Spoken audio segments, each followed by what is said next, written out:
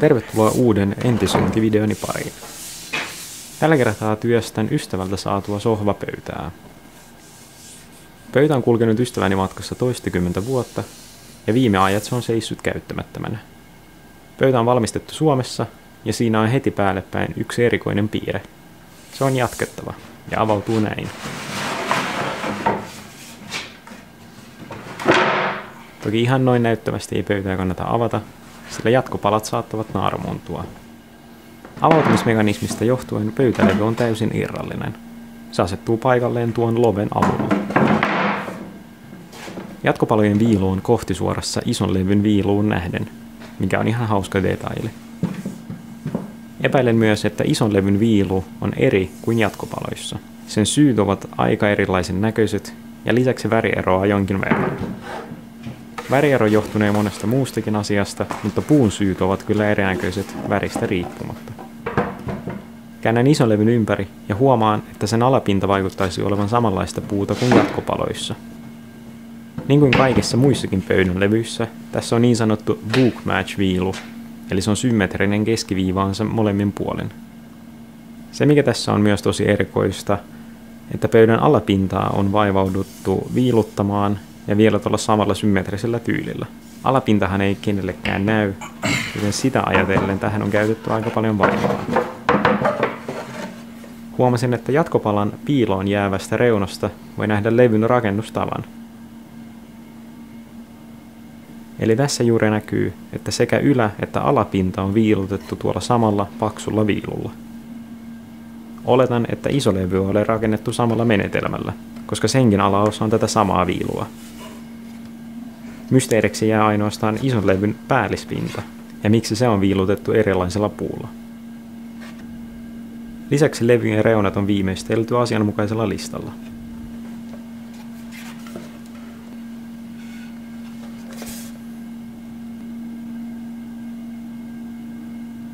Alan tutkia rungon merkintöjä, jos siitä löytyisi jotain tietoa.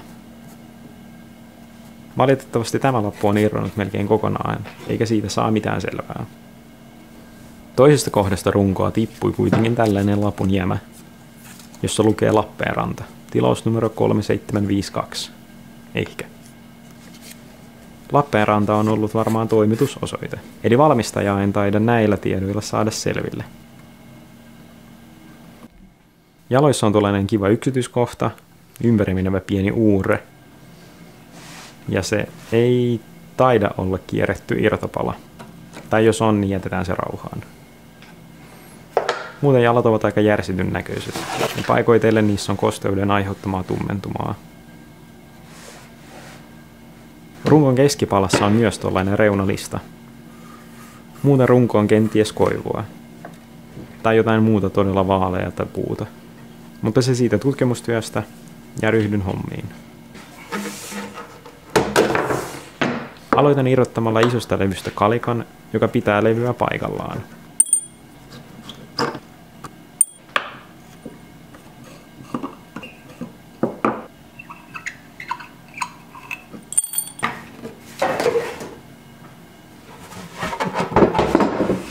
Ja sen jälkeen puhdistan levyn selvittääkseni sen tilan.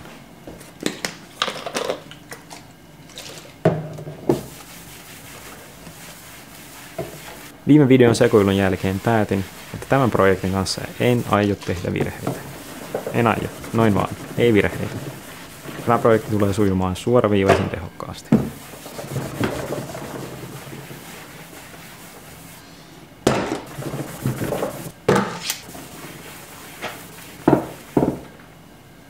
Puhdistettuani levyn käyn läpi pahimmat vauriot. Yhdessä kohdassa on tällaisia naarmuja tai painaumia, jotka ovat juuri pintaa syvemmät. Pari näistä ovat selkeästi naarmuja eikä painaumia. Sitten on erilaisia epämääräisiä laikkuja ja tummentumia.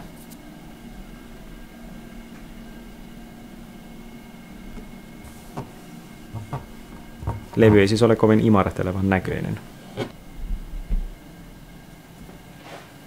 Toivon, että saan siitä siistimän kuorittua niin lopun lakan, mitä ikinä siitä onkaan jäljellä, hiomalla ja yrittämällä vaalentaa tummentumat oksaalihapolla.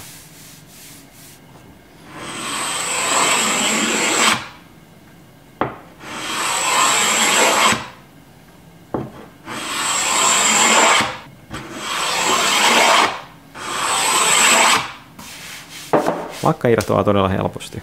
Paikoitellen se tuntuu melkein paksulta vahakerrokselta.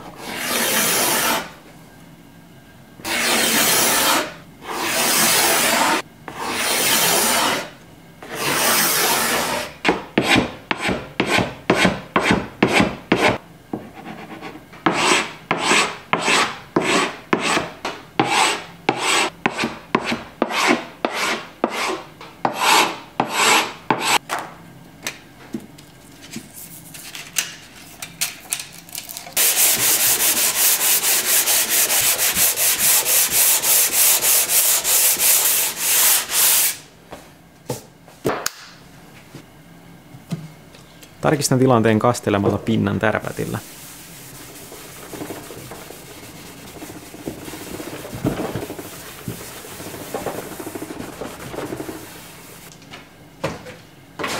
Levy siistiintyy huomattavasti alkuperäiskuntoon verrattuna, mutta vaatii vielä työtä. Jätän pöytälevyn sivuun kuivumaan ja samalla tutkin rungon rakennetta. Luulen, että joudun ainakin osittain purkamaan runkoa, joten numeroin pinnat, ettei myöhemmin tarvitse arvailla mikä osa kuului mihinkin.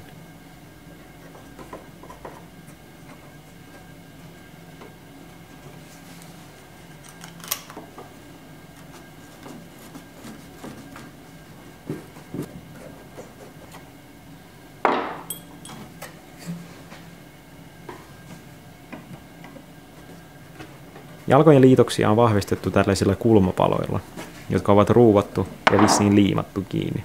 Liimaa niissä ei tosin ole jäljellä enää yhtään.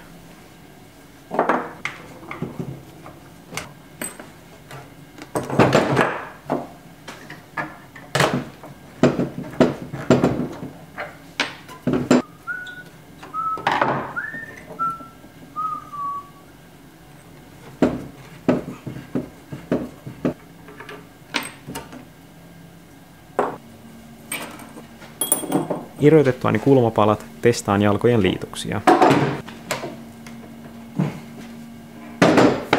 Tämä ainakin vaatii uusimisen.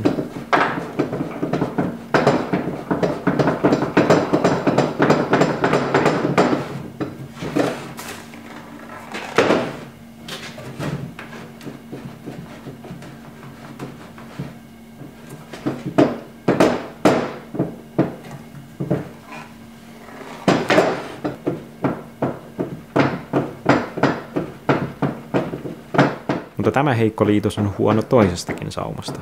Eli irroitan koko tämän jalan helmoista pienen voimankäytön avulla.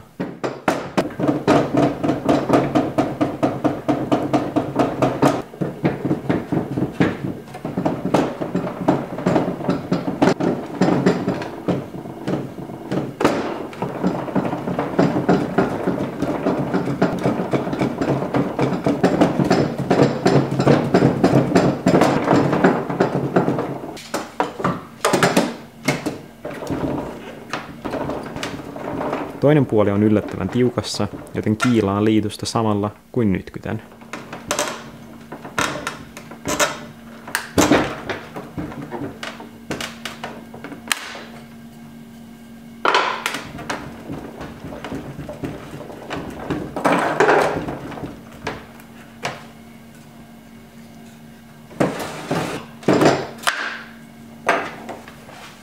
Tämä vastapuolella oleva jalka on myös vähän heiluva,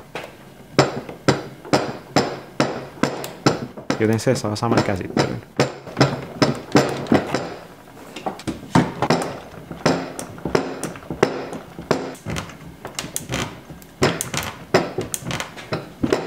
Se on vielä vähän tiukemmassa, joten turvaudun ruuvimeisselin apuun.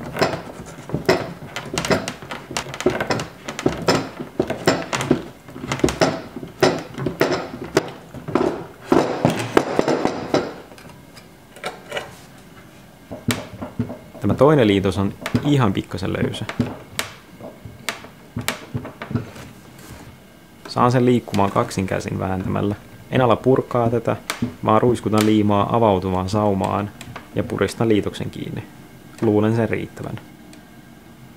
Teen sen nyt.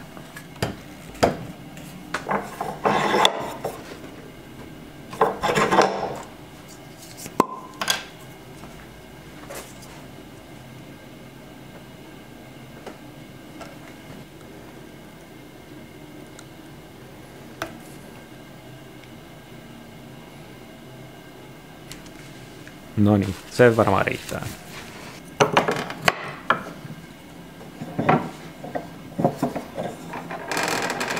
Laitan liitoksen puristimeen ja siirryn kaapimaan lakan rungon muista osista.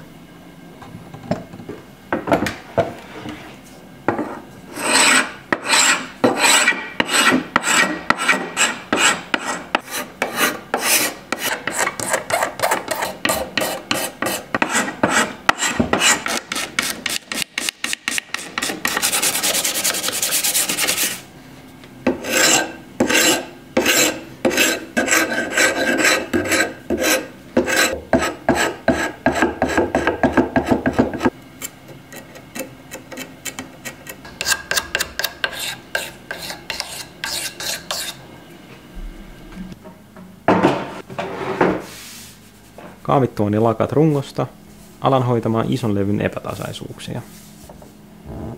Isoin ruhjia taitaa olla tuo naarmuista johtuva suttu. Päädyssä on myös tällainen ikävä tummentuma ja muutama satunnainen läiskä.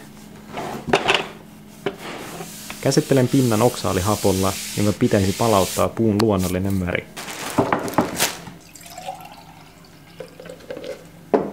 Oksaalihappo liuotetaan veteen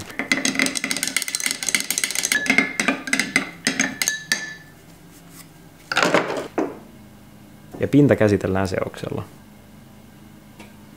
Pussin ohjeessa lukee, ettei pinnan saa antaa missään nimessä kuivua, mutta monissa videoissa olen nähnyt ihmisten tekevän juurikin näin.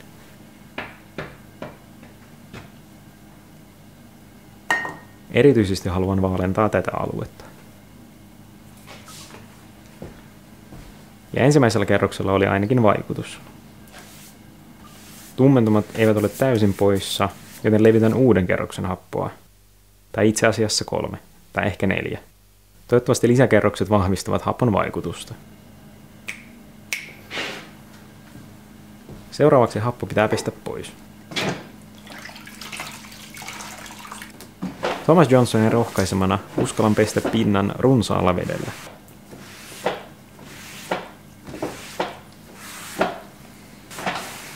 Lopuksi kuivaan pinnan parhaani mukaan pyyhkeellä. Levy on kyllä paljon tasaisemman värinen kuin alun perin, mutta ongelmat eivät ole täysin poissa. Sitten siirryn jatkopalojen työstöön. Numeroin kiskot sekä niiden paikat ja irroitan ne.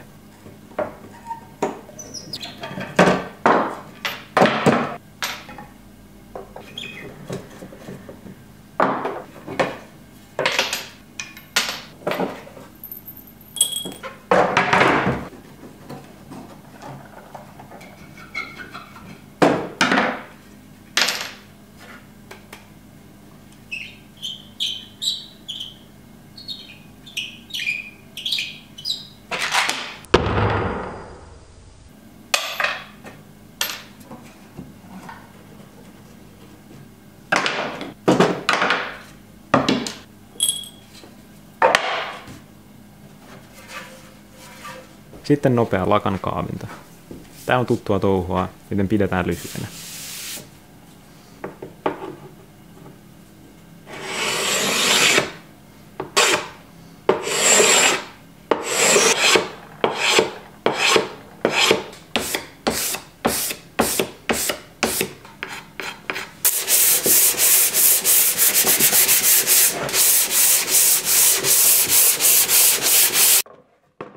Pinnasta alkaa paljastua syihin nähden kohtisuoria naarmuja, jotka tulivat varmaankin siitä, kun levyjä on vedetty ulos varomattomasti. Onneksi näiden viilu on aika paksua, joten hiomavaraa löytyy runsaasti.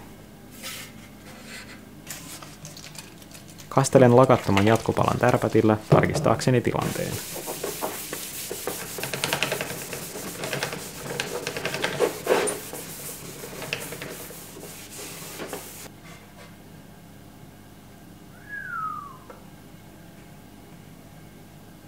Niitä poikittaisia naarmuja lukuun ottamatta levy on virheetön, eli vaatii vain hieman lisää hiontaa jossain vaiheessa. Kaavin toisenkin jatkopalan.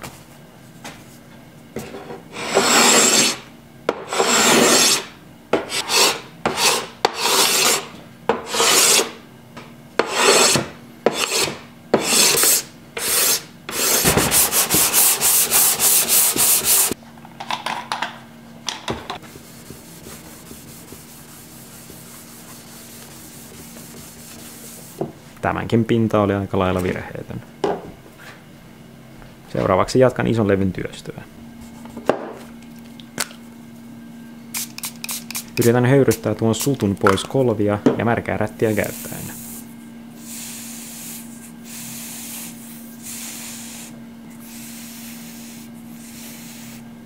Naarmuja on turha yrittää tällä korjata, mutta jos ruhja onkin vain painauma, niin höyry saattaa palauttaa puun muotoonsa.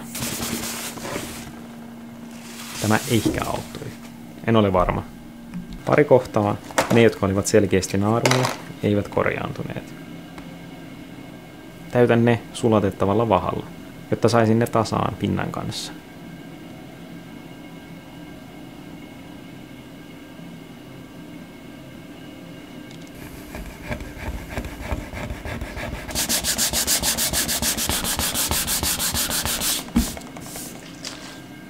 Lopullinen väri olisi kutakuinkin tällainen, ja täyttö näyttää toimivan ihan hyvin. Toki se on silti nähtävissä, mutta tämän paremmaksi en sitä saa. Valmistelin kaikki pöytälevyt lakkausta varten, eli hioin niitä vielä lisää, päästäkseen mahdollisimman paljon ruhjeista eroon. Jatkopalojen naarmuista pääsin kyllä eroon, mutta tässä isossa levyssä en uskaltanut hioa enää pidemmälle, koska pelkäsin viilun menevän puhki. Joten se on niin hyvässä kunnossa kuin voi olla. Levitän aluksi pari kerrosta laimennettua polyuretaanilakkaa.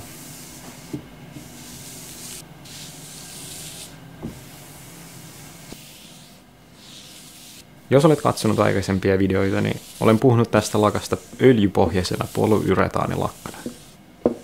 Viimeksi ostaessani tätä minulle selvisi, että se onkin liuotinpohjainen, mutta tärpättiin se kuitenkin liukenee.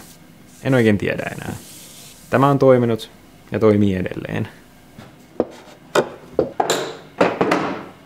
Nyt alan liimata runkoa kasaan.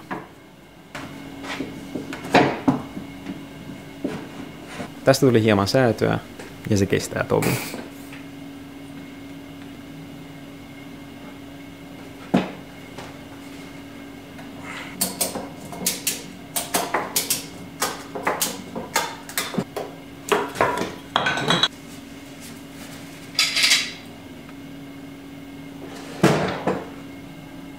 Loppujen lopuksi sain aikaiseksi tällaisen viritelmän. Seuraavaksi alan suunnitella rungon sävytystä. Koska runko on eri puuta kuin pöytälevyt, sen väri on todella paljon vaaleampi.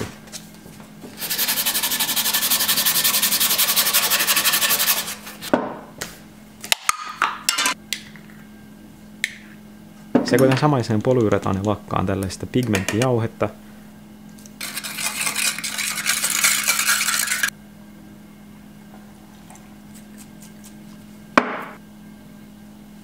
Ja testaan seosta yhteen piilossa olevaan rungon osaan.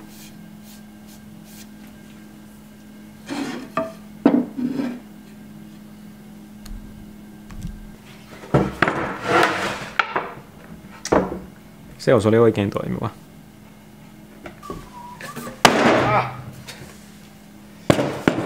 Ja sitten pääsen testaamaan tätä tositoimissa.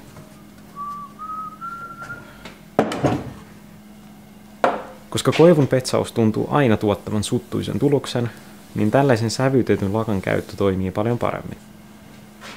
Toisin kuin petsi, tämä aine ei sävytä puun syitä, vaan levittäytyy puun pintaan tasaisena ja yhtenäisenä värinä. Petsi sen sijaan imeytyy puun syihin.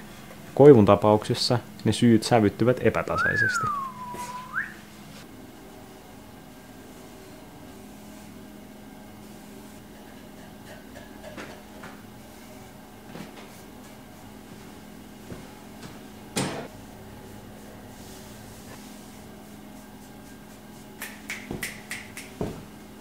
Tähän olen tyytyväinen.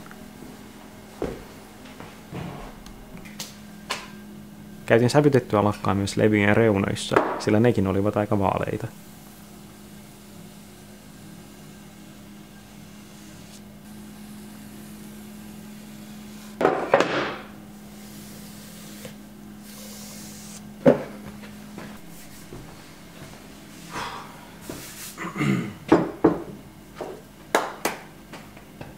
Haluan tähän pöytään kunnon paksun lakkakerroksen, enkä jaksa levittää monia ohuita, laihoja kerroksia.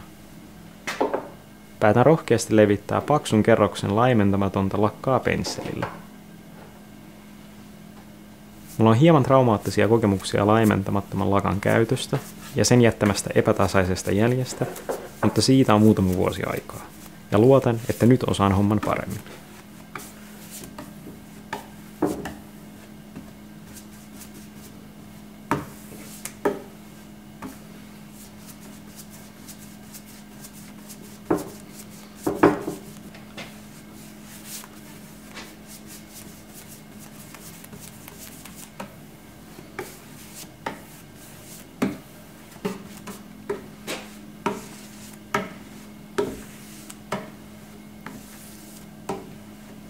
Taisin stressata ihan syyttä, sillä lakkaus onnistui todella hyvin.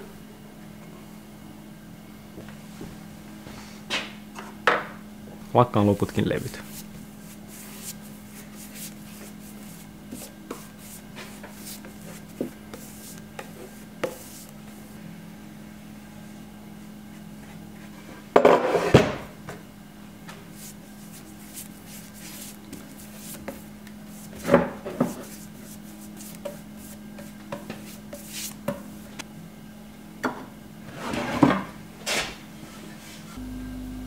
Seuraavana päivänä lakkaan levyt toiseen kertaan.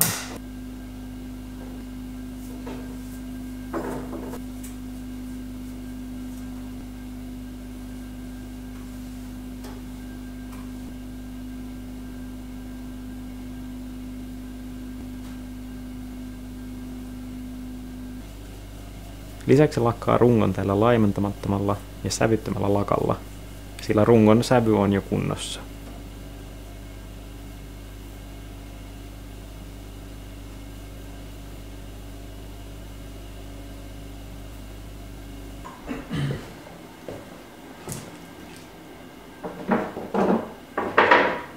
Pinnat ovat oikein hyvät ja tasaiset.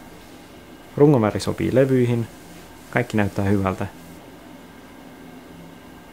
Paitsi että runkohan vaikuttaa olevan käyrä. En ole varma, oliko se tällainen jo alun perin pöydän saatuani, vai tapahtuiko se liimaukseni aikana. Mutta nyt se on ainakin käyrä. Ajattelen, että nyt on myöhäistä alkaa korjata asiaa, vaan toivon, että oman painonsa ja päällä olevien tavaroiden myötä runko asettuu muotoonsa. Ja viimeistään sitten sen voi kiilata jollakin. Se ei ole ideaali ratkaisu, mutta minkäs sille voi. Viimeistelen pinnat hionnalla ja vahauksella.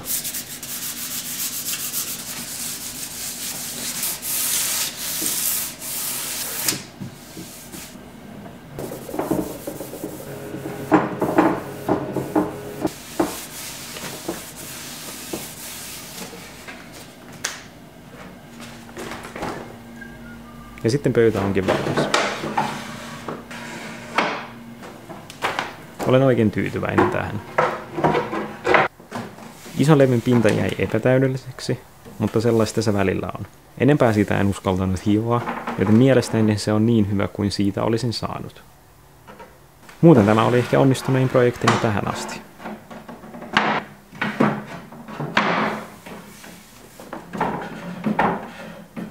Alun päätös olla tekemättä virheitä lunasti itsensä. Pöydän käyryyskin korjaantui kotimatkan aikana.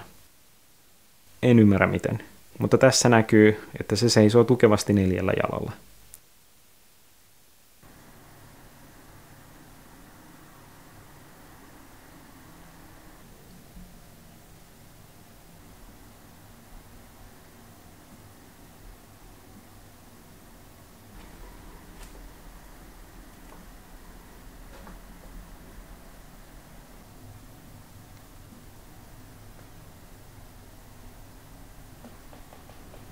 Pöytä löysi ostajan jo ennen valmistumistaan, joten paketoin sen ja toimitan perille. Kiitos seurasta.